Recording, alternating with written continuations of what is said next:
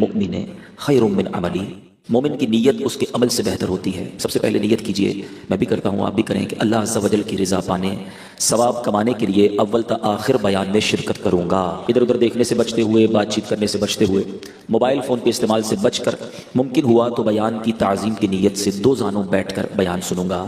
جن کے لیے پاسبل ہو وہ جس طرح تحیات میں بیٹھتے ہیں اس طرح بیٹھ جائیں، مزید بعد اب بیٹھنے کی برکتیں ملیں گی۔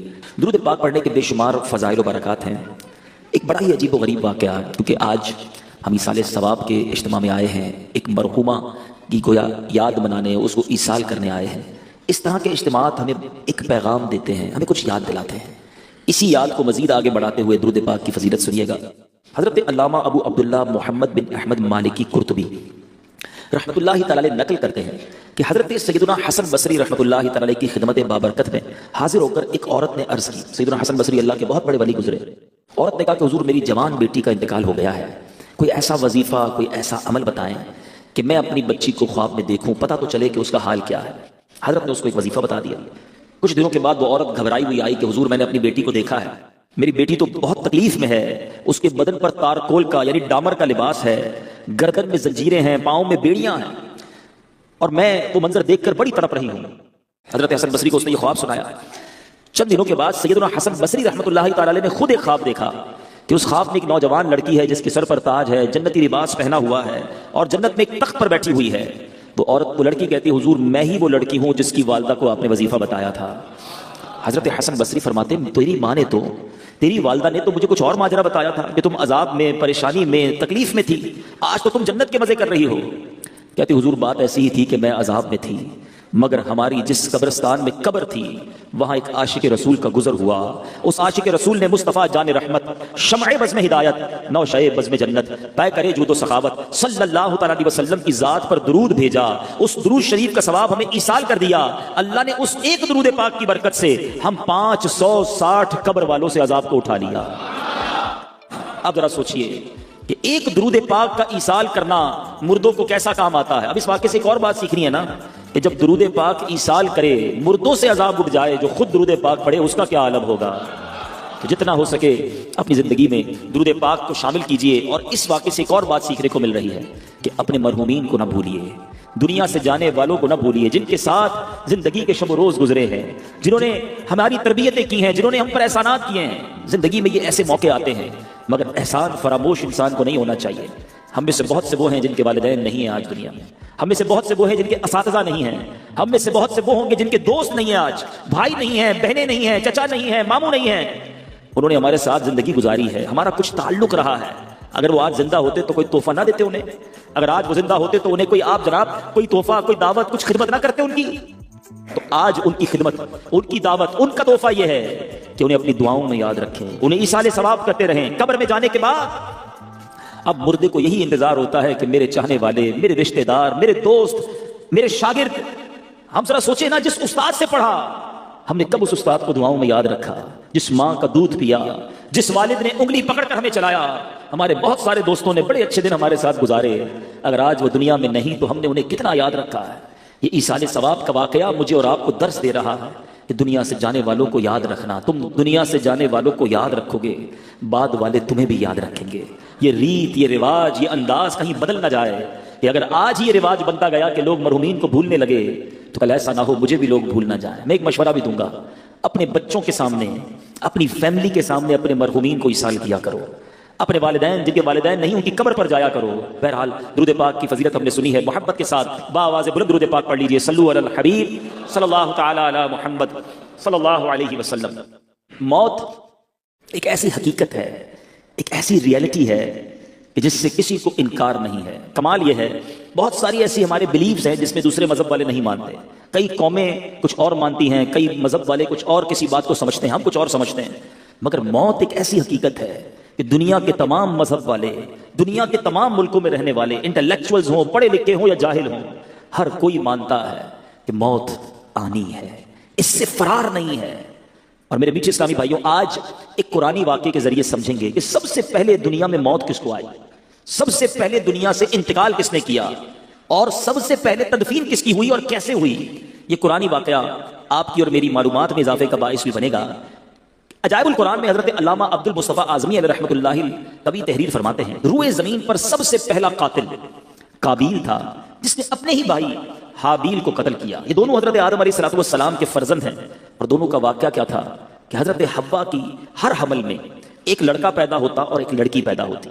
اللہ تبارک و تعالیٰ نے اس دنیا کا نظام چلانا تھا، اس وقت کوئی اور جوڑا تو تھا نہیں، تو حضرت آدم اور بی بی حوا کے یہاں ہر حمل میں ایک لڑکا پیدا ہوتا، ایک لڑکی پیدا ہوتی۔ ایک ہی باری میں جو بچے پیدا ہوتے وہ تو بھائی بہن کہلاتے، اگلی حمل میں جو لڑکا لڑکی پیدا ہوتے ان کی اب شادیاں ہو سکتی تھیں، مگر ایک ہی حمل میں جو پیدا ہوئے وہ آپس میں شادی نہیں کر سکتے تھے۔ اس دستور کے مطابق حضرت آدم علیہ الصلوۃ والسلام نے قابیل کا نکاح لیوزا سے جو حابیل کے ساتھ پیدا ہوئی تھی اس کے ساتھ کر دیا، مگر قابیل اس پر راضی نہ ہوا کیونکہ وہ اکلیما سے شادی کرنا چاہتا تھا جو زیادہ خوبصورت تھی، وہ اس کا طلبگار ہوا۔ حضرت آدم علیہ الصلوۃ والسلام نے بڑا سمجھایا کہ وہ تیرے ساتھ پیدا ہوئی ہے، وہ تیری بہن ہے، تو اس کے ساتھ نکاح نہیں کر سکتا۔ اب وہ نہ مانا، ضد کرنے لگا، یعنی پہلا گناہ بھی زمین پر ہوا تو وہ حسد ہوا ہے، بھائی کو بھائی سے حسد ہو گیا نا، یہ بھی سمجھنے والی بات ہے۔ اب اس کے بعد حضرت آدم نے کہا کہ ایسا کرو، دونوں اپنی اپنی قربانیاں پیش کرو، اللہ تبارک و تعالیٰ جس کی قربانی قبول کر لے گا پھر اس کے بارے میں فیصلہ ہو جائے گا، اس کی بات مان لی جائے گی۔ اللہ کی شان دیکھو، یہ نبی پاک کی امت پر رب کا احسان ہے۔ آج میں اور آپ قربانی کرتے ہیں، صدقہ دیتے ہیں، ہم خود بھی کھاتے ہیں، دوسروں کو بھی کھلاتے ہیں، ہمارا صدقہ ہمارے ہاتھ میں رہتا ہے۔ پہلے کی قوموں کا دستور یہ تھا کہ صدقہ رکھا جاتا، جس کا صدقہ قبول ہونا ہوتا آسمان سے آگ آتی اور اس آگ کو، اس صدقے کو لے جایا کرتی، جلا دیتی تو صدقہ قبول کہلاتا تھا۔ اب قربانیاں پیش کی گئیں۔ اب میرے میٹھے اسلامی بھائیوں، حضرت حابیل نے جو قربانی پیش کی اس کو قربانی کو آگ آئی آسمان سے اور وہ لے گئی۔ قابیل کے گیہوں چھوڑ دیے گئے، قابیل نے گیہوں پیش کیے تھے اور حابیل نے بکری کی قربانی پیش کی۔ اب قابیل کے دل میں حسد اور بغض پیدا ہوا کہ میرا بھائی جو ہے یہ اس لڑکی سے شادی کرے گا جس سے میں کرنا چاہتا ہوں۔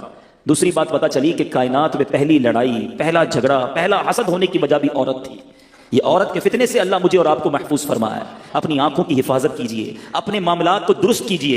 انسان پہلے کہتا نہیں جناب میں تو بڑا نارمل ہوں، آپس میں رشتہ دار ہیں، لیکن ایک وقت ایسا آتا ہے کہ انسان کی آنکھوں پر جب نفسانی خواہشات کی پٹی آتی ہے، اب بھائی کو قتل کرنے کے لیے تیار ہو جاتا ہے۔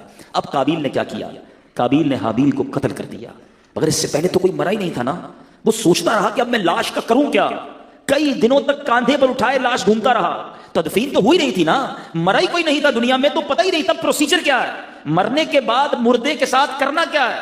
اب اللہ تعالیٰ نے دیکھیں کیسا ایک حکمت کا نظام بنایا کہ قابیل کے سامنے ایک ایسا منظر آیا کہ دو کوے آپس میں لڑ پڑے، ایک کوے نے دوسرے کوے کو مار دیا۔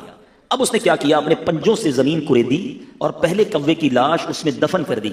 گویا یہ پیغام دیا گیا، بتایا گیا کہ مردہ دفنانا ایسے ہے۔ تو اب قابیل نے حابیل کو دفنایا اور ان کو جو سمجھیے کہ زمین میں ان کی تدفین ہوئی۔ تو اے میرے پیچھے اسلامی بھائیوں، پہلا قتل قابیل نے کیا، پہلا جرم حسد تھا، کس بنا پر ہوا یہ بھی آپ نے سنا، اور پہلی تدفین بھی حابیل کی ہوئی۔ اب آئیے تدفین کی بات کرتے ہیں۔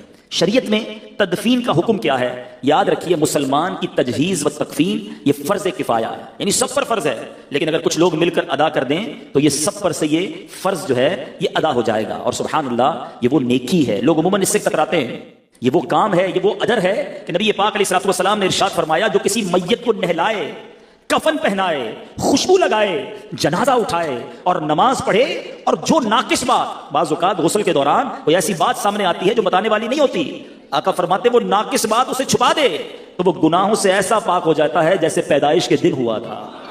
یعنی کتنی بڑی نیکی ہے، خوش نصیب ہے وہ اسلامی بھائی، وہ اسلامی بہنیں جو اپنے آپ کو پیش کرتے ہیں اس نیکی کے لیے۔ لوگ کتراتے ہیں، یہ کام سیکھنا چاہیے اور اس پر عمل کرنا چاہیے۔ حضرت سیدنا جابر رضی اللہ تعالیٰ عنہ سے روایت ہے، تاجدار رسالت مخزن جود و سخاوت صلی اللہ تعالیٰ علیہ وسلم نے فرمایا جو جنازے کے ساتھ چلا اور تدفین تک ساتھ رہا، اللہ عز و جل اس کے لیے 3 قرات ثواب لکھے گا، جن میں سے ہر قرات جبل احد سے بڑا ہوگا۔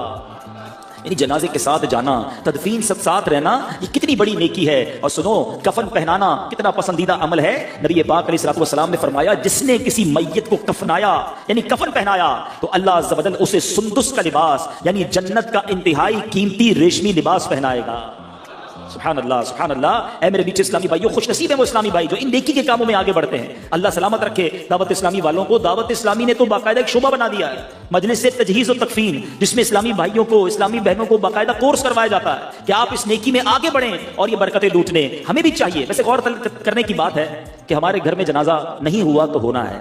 میرے گھر میں آج تک جنازہ نہیں ہوا تھا، کئیوں کے جنازے میں گیا تھا، مگر اپنے گھر سے جب جنازہ اٹھا تو بہت کچھ احساس ہوا، ساتھ ساتھ یہ بھی پتا چلا الحمدللہ ہمارے گھر کی اسلامی بہنوں نے یہ کورس کیا ہوا تھا، تو گھر کی اسلامی بہنوں نے ہی والدہ کو الحمدللہ غسل دیا، لیکن ذرا سوچئے میرے اور آپ کا جنازہ ہوا تو افضل تو یہ ہے کہ بیٹا باپ کو غسل دے، بیٹا والد کا جنازہ پڑھائے، بیٹا والد کو سنت کے مطابق کفن دے۔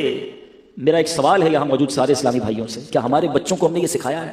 ہماری فیملی میں کسی ایک کو میت کو غسل دینے آتا ہے، کسی ایک کو کفن دینے آتا ہے، کسی ایک کو نماز جنازہ پڑھنی یا پڑھانے آتی ہے؟ ہم سوچیں نا کہ ہم کیسی تربیت کر رہے ہیں۔ میں آپ کو مشورہ دوں گا، دعوت اسلامی والے مسئلہ بتاتے بھی ہیں، سولوشن بھی بتاتے ہیں۔ کمال کر دیا ہماری اس مجلس نے تو کہ ویڈیو اس کی باقاعدہ VCD جاری کر دی ہے کہ اگر آپ تو ایپلیکیشن بھی آ گئی ہے، اپنے گھر والوں کو بٹھائیں، یہ 1 گھنٹے کی ویڈیو دکھا دیں کہ بیٹا دیکھو ایسے غسل ہوتا ہے، ایسے کفن دیا جاتا ہے، اور ایک آدھ کسی جنازے میں اپنے بیٹے کو ساتھ لے جائیں تاکہ غسل میں کفن میں وہ سیکھ لے، تاکہ جب آپ کا یا میرا انتقال ہو تو افضل یہ ہے، وہ باپ خوش نصیب ہے جس کو اس کا بیٹا سنت کے مطابق غسل دے، اس کو کفن دے، اپنے ہاتھوں سے اسے قبر میں اتارے۔ تو بہرحال میرے بیچ اسلامی بھائیوں، اب کچھ مسائل نماز جنازہ کے بارے میں سن لیجئے، کچھ کنفیوژنز بھی ہیں وہ بھی آج کلیئر ہو جائیں گی۔ نماز جنازہ فرض کفایہ ہے، ایک بھی ادا کر لے تو سب بری ذمہ ہو جائیں گے، ورنہ جن جن کو خبر پہنچے گی، یعنی کسی نے بھی ادا نہیں کیا تو جن جن کو خبر پہنچی وہ سب کے سب گناہگار ہوں گے۔